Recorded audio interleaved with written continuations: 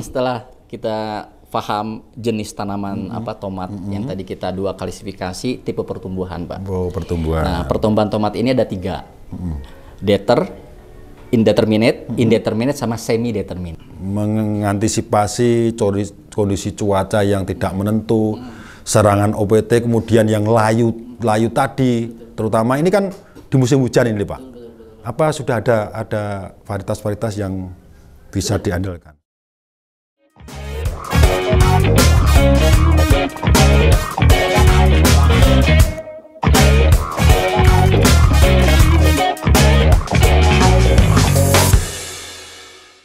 Mengantisipasi kondisi cuaca yang tidak menentu, serangan OPT, kemudian yang layu tadi, terutama ini kan di musim hujan ini, Pak. Apa sudah ada varietas-varietas yang bisa diandalkan? Sudah, Pak. Jadi saat ini kalau kita berbicara segmentasi tomat, ya dari deter sama indeter, di sini sudah ada 3 varietas. Jadi apa saja itu, Pak? Kalau kita berbicara dataran rendah sampai menengah, kita punya Komodor dan Corona. Komodor? Varietas Komodor dan varietas Corona. Bentar, Pak, sebentar. Siap. Komodor. Ingat saya itu Komodor itu zaman dulu merek rokok. Sekarang dipakai tomat ya. Komodor. Saya pernah itu. Saya orangnya perokok masalahnya. Iya, siap. Corona. Ingat ini, Corona, COVID kemarin, iya. Jangan-jangan akhirnya itu pas COVID. Corona. Oh. Saya tidak langsung sebenarnya namanya Corona. Begitu ya? Iya. Oh, mudah diingat juga ya? Diingat. Berarti, tapi sekarang nggak PPKM loh, Pak. Oke, berarti Komodor sama Corona. Ada lagi? Sama Omega Tavi untuk dataran tingginya. Oh. Di antara 3 ini? Rendah, menengah, tinggi sudah ada semua. Ada semua? Bapak mau nanam dataran tinggi, kita punya. Dataran tinggi, dari ketiga ini yang cocok yang mana, Pak? Omega Tavi. Omega Tavi, yang Omega tahan virus ya, Tavi. Tavi. Itu khususan ya? Khususan untuk dataran tinggi. Kalau yang 2 ini? Rendah, menengah. Bisa rendah? Bisa menengah. Bedanya?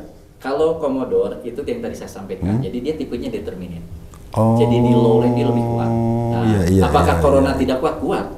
Tetapi Corona ini ukurannya jauh sedikit lebih besar dibandingkan Komodor. Buahnya? Buahnya. Nah, sehingga untuk memunculkan optimalnya dia Betul. untuk membentuk buah besar ada di menengah. Ada di menengah. Nah. Tidak didapat kalau ditanam di rendah. Bedanya antara Corona dengan Komodor itu. Iya. Bisa sih, Bisa. masuk. Tidak ada masalah. Cuma ukuran yang diinginkan nggak tercapai kalau di rendah. Berarti secara segmentasi harus ditanam di menengah ini tadi. Sampai tinggi bisa. Iya, oke.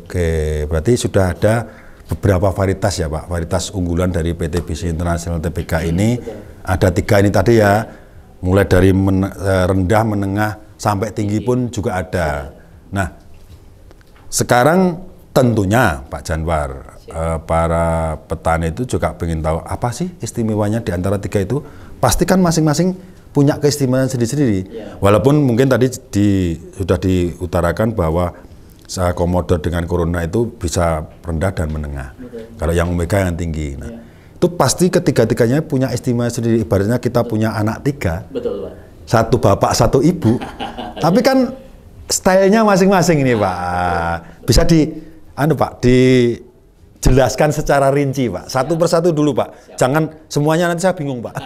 Satu persatu.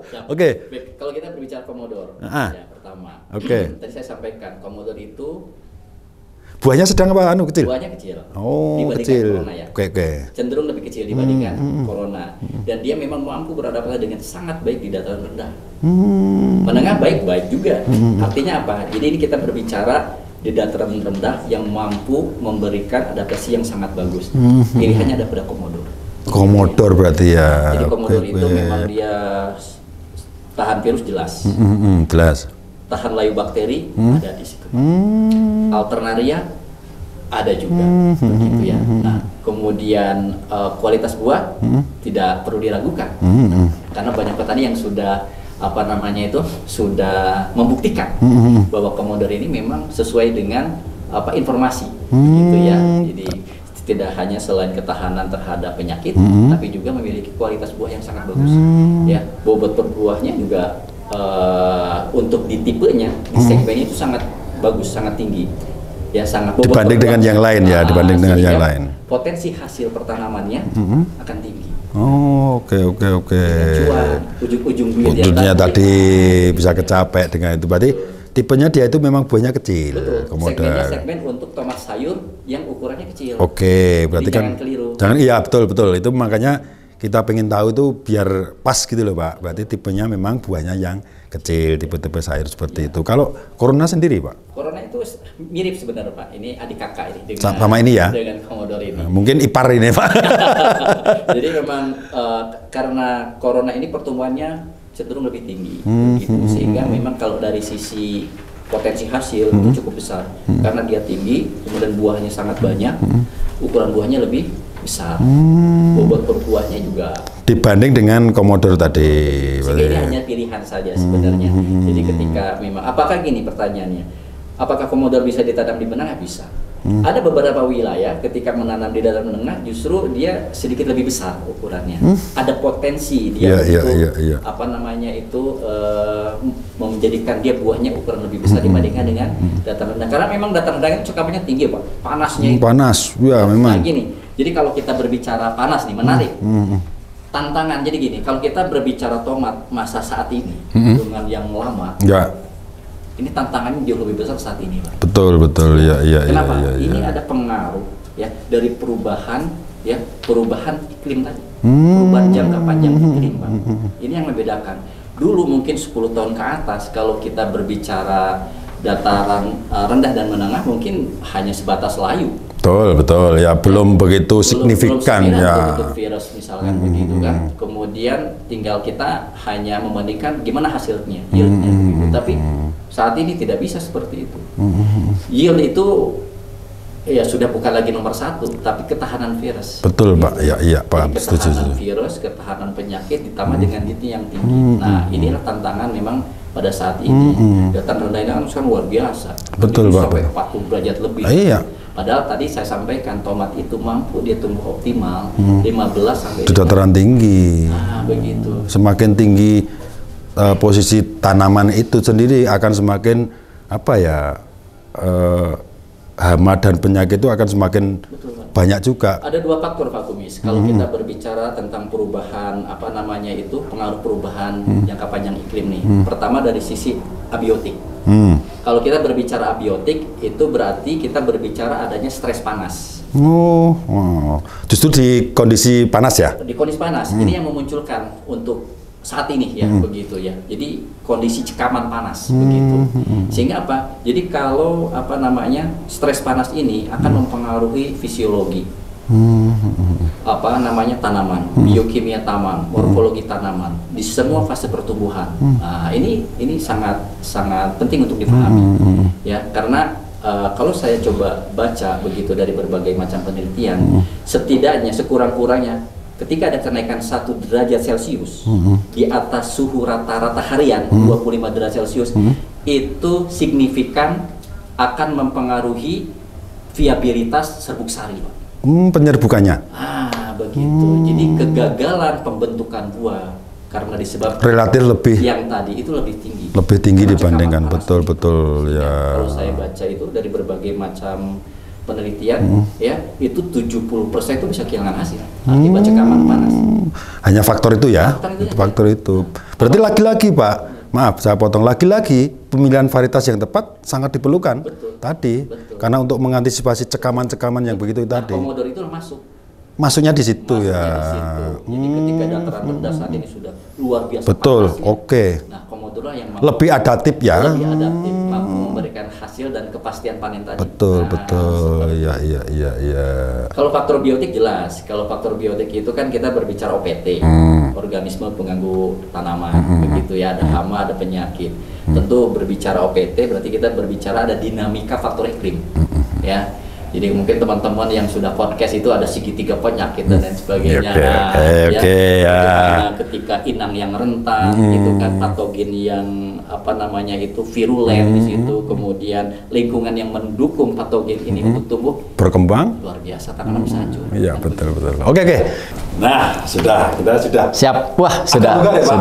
Aduh, tadi ketegangan juga sudah mulai agak ini menurut. Bukan tegang malah gila. Artinya itu saking Pak Janwar ini pengen memberikan edukasi yang pas, sehingga kan menggebu-gebu sekali Pak. Siap. Biar orang itu paham gitu loh. Ya, baik, jangan Pak. sampai apa yang kita bicarakan itu malah nggak ada efeknya. Ya, gitu. tidak ada nilai kemanfaatan ya. Tidak ada kemanfaatnya, makanya kita kan jarang sekali punya waktu seperti ini. Siap. Makanya ini saat-saat yang memang benar-benar harus diperhatikan oleh sahabat visi dimanapun berada, terutama petani tomat ini. Siap. Jangan salah cara, salah pilih varietas, Ya. salah penempatan untuk tanamnya, Betul. dan lain sebagainya. Betul. Ikutilah apa yang minimal sudah disampaikan Pak Janwar di depan. Ya. Tadi kan kita bahas baru 2 Pak. Betul. Satu itu Commodore, kemudian Corona dengan segala kelebihannya. Nah, sebelum saya menginjak ke yang masih kan satu kan ada Omega Tavi. itu kan ada juga, pastikan kelebihannya juga ada.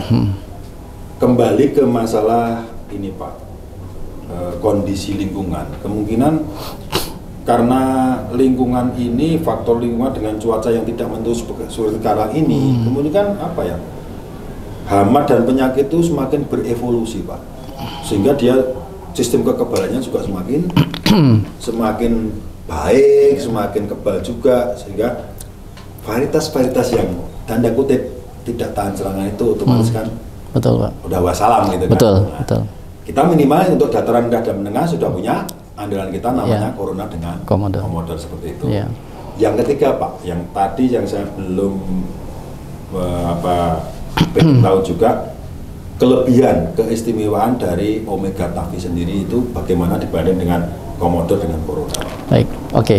Jadi yang jelas kalau berbicara Omega Tavi itu kan berdasarkan segmentasi, ya kan? Itu yang harus di penempatannya.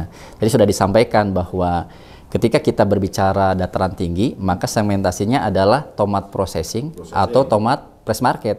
Tapi kalau kita bisa memilih tomat processing, maka kita ambil tomat buah, ya kan, seperti itu dengan tipe pertumbuhan indeterminate begitu, karena memang tipe indeterminate ini memang khusus untuk dataran tinggi begitu ya, jadi dia butuh lokasi atau habitat yang adem-adem.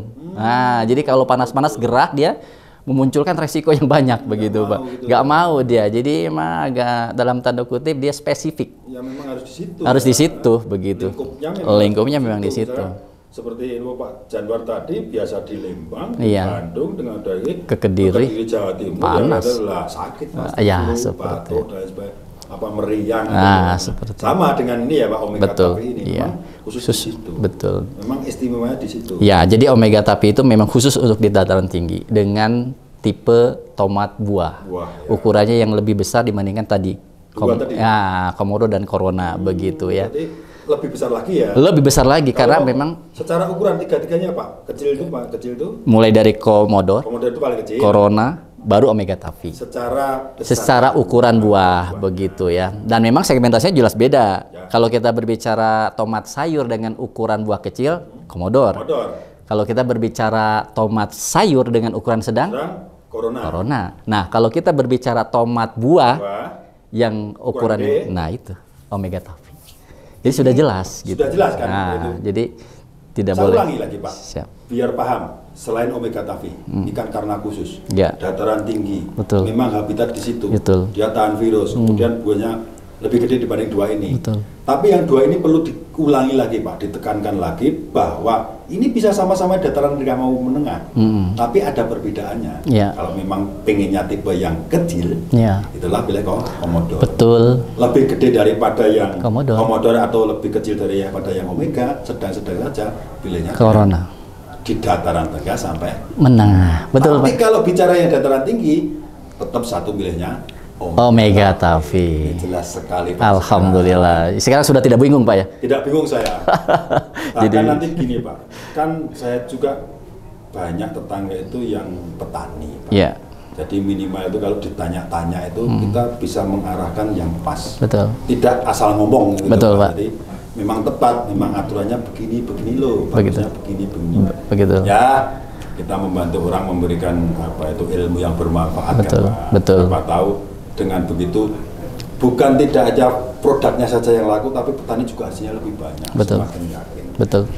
Sebelum kita lanjutkan Pak, kembali ketiga varietas ini tadi, Commodore, Corona dan Omega Tabi ini kalau dibanding sama-sama habitat atau tempat tanamnya di situ itu untuk ketahanan terutama virus maupun kalau setahu saya kalau di musim hujan itu lebih condong ke ini layu ya Pak ya?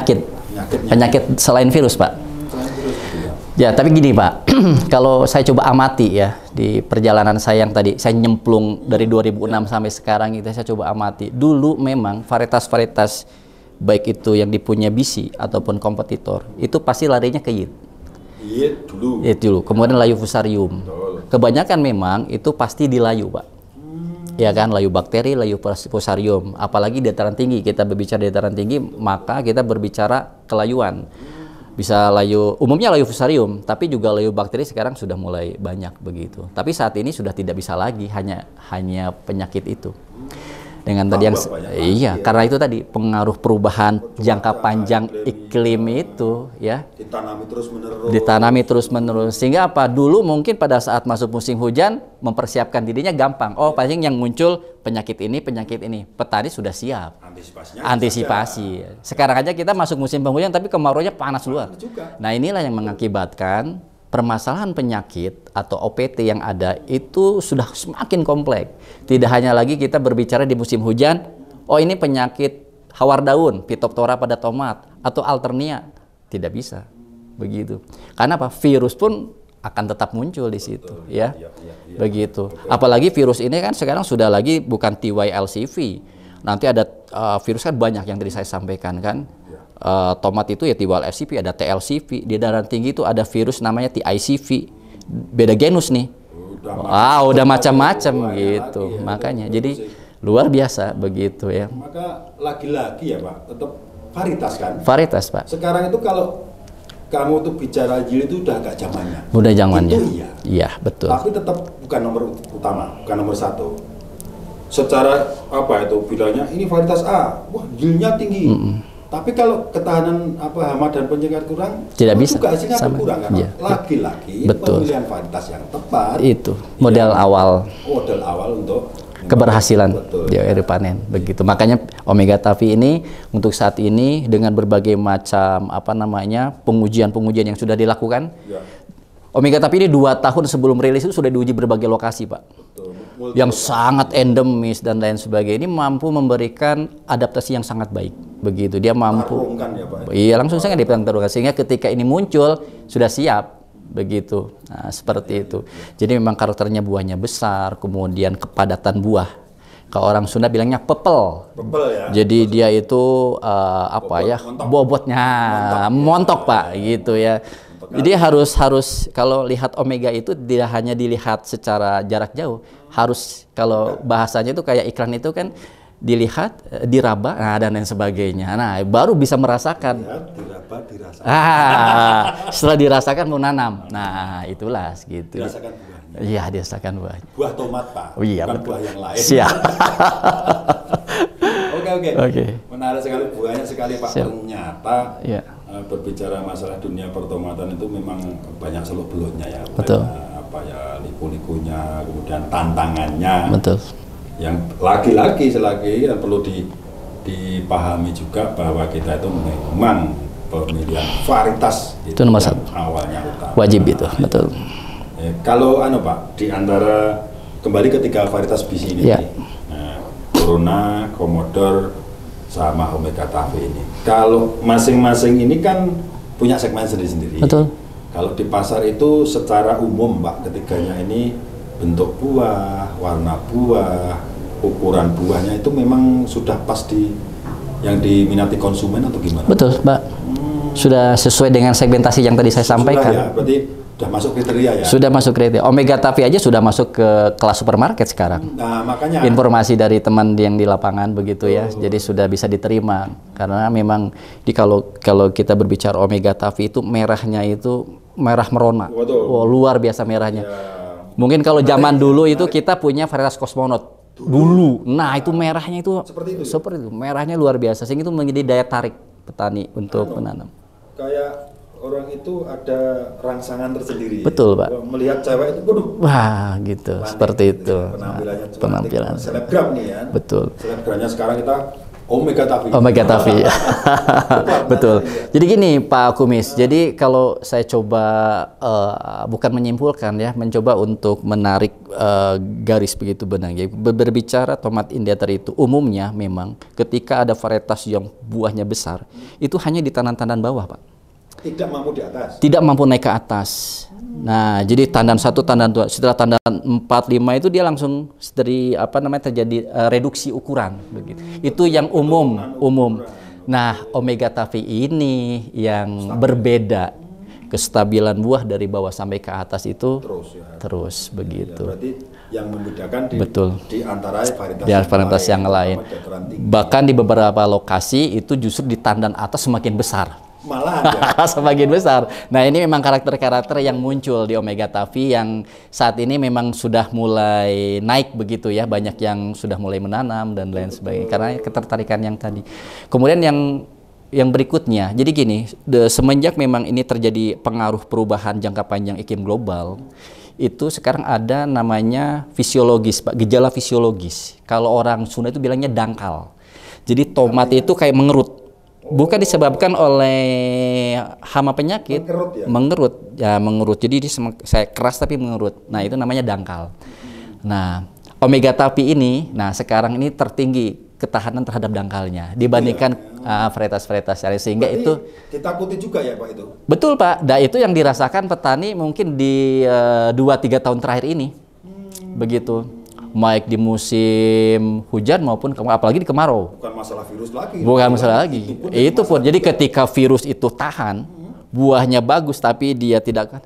Sudah Pak. Mengkerut itu ya sama juga kan. Betul. Berarti hasilnya juga nggak disukai pasar. Betul. Pun nggak laku. Betul. Jadi kalau dari barang sortiran ya Pak. Betul. Ya? Jadi kalau kita ambil 3 ember itu, kalau varietas yang lain ya, itu 2 embernya dangkal tadi, satunya yang bagus.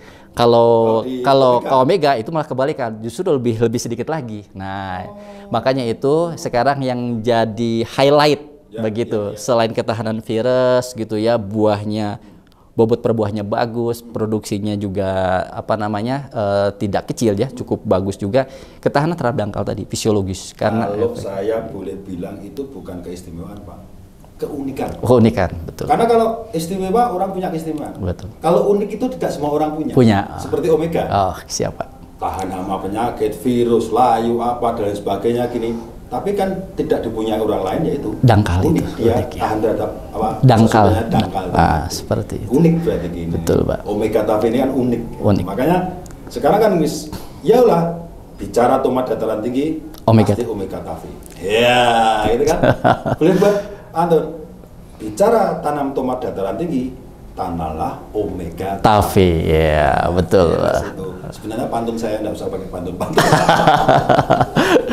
Udah. Siap. Berarti secara jelas Pak, masalah segmentasi, kemudian tipe-tipe yang ditanam itu harus varietas bagaimana menghadapi OPT, kemudian kondisi lingkungan yang sekarang kan tidak menentu Pak. Betul. Kan tidak bisa diprediksi Pak Januar. Sekarang itu kondisi itu musim hujan ya panas, Pak. Musim panas ya kadang hujan. Betul. Bahkan kemarin adanya fenomena El Nino itu juga banyak kemungkinan tanaman tomat yang di dataran rendah utamanya Pak, banyak yang juga enggak. Betul Pak. Nah, itulah tapi beberapa sentra penanaman tomat ternyata seperti informasi Pak Januar tadi bahwa corona kita masih cukup bertahan di situ. Ya, ada yang menarik Pak Kumis, mungkin belum sempat disampaikan. Kalau kita berbicara dataran rendah, menengah, tinggi, sebenarnya tomat ini banyaknya di mana nih? Ini kan penting untuk disampaikan begitu ya. Kalau kita coba mengambil, mungkin kalau data informasi teman-teman marketing saya sudah punya ya, memang kebanyakan di menengah ke atas Pak. Nah, saya coba mencari informasi juga. Ternyata memang dari data BPS tadi yang di awal saya sampaikan, itu tahun 2022 itu kan 1,12 juta ton nih produksi nasional begitu ya, dengan luasan 69 hektar sekian itu. Nah, ternyata di 10 besar daerah penghasil tertinggi itu, 3 besar itu ada di Jawa Barat, Sumatera Utara, sama Sumatera Barat. Kalau 3 besar nih. Nah, kalau kita lihat, kita coba perhatikan. Jawa Barat mulai dari Cirebon sampai Bekasi, itu kan hitungannya lowland. Low ya. Tomat apakah besar? Tidak. Justru yang di sana jagung manis, timun, ya kan, melon, semangka. Nah, ketika kita tarik Purwakarta, masuk ke Bandung Raya, masuk ke Sumedang, Majalengka atas, masuk ke wilayah sisi timur selatan, Garut, Tasik, menengah sampai tinggi, Pak. Iya kan? Kalau kita coba analogikan seperti itu. Kemudian kita lari lagi ke Sumatera Utara. Itu menengah sama tingginya lebih banyak, Pak. Sumbar itu juga menengah tingginya lebih banyak dibandingkan lowlandnya. Makanya bisa saya asumsikan bahwa sebenarnya tomat ini memang paling banyak ditanam adalah menengah sampai tinggi. Gitu. Tapi dengan resiko yang tentunya lebih banyak tadi, betul. Makanya pemilihan varietas yang tepat itu. Lagi-lagi itu memang saya ingin menekankan itu, Pak. Iya, betul. Karena apa? Musim sekarang, kondisi sekarang, tadi awal kita sudah ngomong itu secara pertomatan itu kendala tantangan yang dihadapi sekarang itu lebih kompleks dibanding 10 lipat atau 20 tahun yang lalu, betul. karena memang ini apa perkembangan hama penyakit juga semakin berevolusi dan cuaca juga nggak mendukung, sehingga butuh ketahanan varietas yang memang. Nah ini tadi, Pak, kalau bicara masalah yang tinggi yaitu omega three. Masalahnya itu ya. Oke, Pak, berarti saya sudah mendapatkan informasi yang memang benar-benar sangat spektakuler. Saya bilang spektakuler karena informasi ini penting sekali untuk pemahaman awal. Karena bagaimanapun juga konsumen untuk tomat itu kan banyak sekali dan semakin digunakan oleh banyak pihak industri, terutama yang tadi saya sampaikan, karena yang dipakai adalah processing di Indonesia. Nah, seperti itu. Makanya biar nggak gagal, biar produksi lebih maksimal lagi, ya itu tentunya lagi kembali kita ke pemilihan varietas yang tepat. Pokoknya berbicara tomat adalah tomat bisi. Nah, seperti itu saja, Pak. Bicara tomat, pakailah tomat varietas bisi. Iya, seperti ada Corona, ada Commodore, Omega Three. Iya. Biar nggak salah pilih ya. Betul. Barangkali nanti kalau ada yang tanya lagi, sahabat-sahabat bisi atau petani tomat itu nanti bisa menyimak podcastnya Pak Kumis ini. Siapa? Informasi yang lebih mendalam seputar dunia pertanian tentunya. Terakhir, Pak, sebelum kita tutup, kita sudah bicara masalah Corona, Commodore, Omega Three itu banyak sekali dengan kelebihan dan keistimewaan. Apalagi yang Omega Three ada satu keunikan tersendiri yang tidak dimiliki yang lain. Baik varietas bisi maupun apalagi varietas yang lain. Sekarang tips, Pak. Tipsnya agar para petani nanti kalau dengan Corona, Commodore atau Omega Three ini, tips yang bagus untuk berbudidaya itu gimana supaya masing-masing ini nanti bisa menghasilkan yang optimal. Betul. Hasilnya juga maksimal, duitnya juga banyak. Siap. Ini, dari ketiganya bagaimana tipsnya, Pak? Ya, mungkin saya berbicara secara umum. Pada dasarnya sama saja, begitu ya. Gini, dengan kondisi yang saat ini yang bisa dikatakan tidak stabil ya. Jadi musim hujan tapi kemaraunya banyak, musim kemarau tapi basah dan lain sebagainya. Sehingga menurut saya 3 hal yang perlu kita coba masukkan ke dalam teknologi budidaya tomat. Yang pertama itu terkait dengan sistem bedengan, Pak. Ya. Di lahan. Nah, di lahan. Memang bagusnya itu adalah single row. Single. Jadi tanaman itu satu bedeng itu satu baris. Satu saja ya. Tidak 2 baris. Kenapa? Apalagi di musim hujan nih.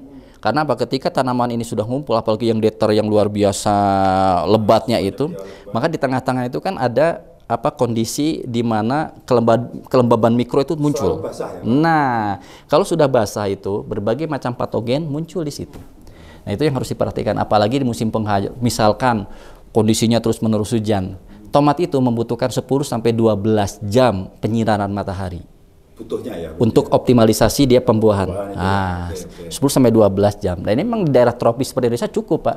Cuma ketika musim hujan yang terus-menerus dari pagi sampai pagi lagi, nah ini berisiko. Makanya kenapa single row ini bisa meminimalisir yang tadi saya sampaikan, kelembaban, Pak. Ya, jadi mulai dari sistem bedengan itu harus diperhatikan itu. Betul. Yang kedua, ini terkait dengan kualitas buah yang secara langsung juga mempengaruhi kualitas pasca panen. Makanya tomat ini memang tidak begitu gampang sebenarnya untuk budidaya. Apalagi kalau sudah mulai masuk pembungaan dan pembuahan. Ini sangat kritis di situ. Begitu ya. Makanya penggunaan multi KP, multi KMG Vitomic ini perlu Pak. Di luar dari apa namanya pupuk susuan reguler yang dibaca oleh petani. Mensuplai ya, Pak? Karena ini mensuplai buah nih, ya kan? Vitomic ini terkait dengan hara-hara mikro di sana. Dibutuhkan Zn, boron dan lain sebagainya. Boron itu sangat penting, Pak. Nah, seperti itu.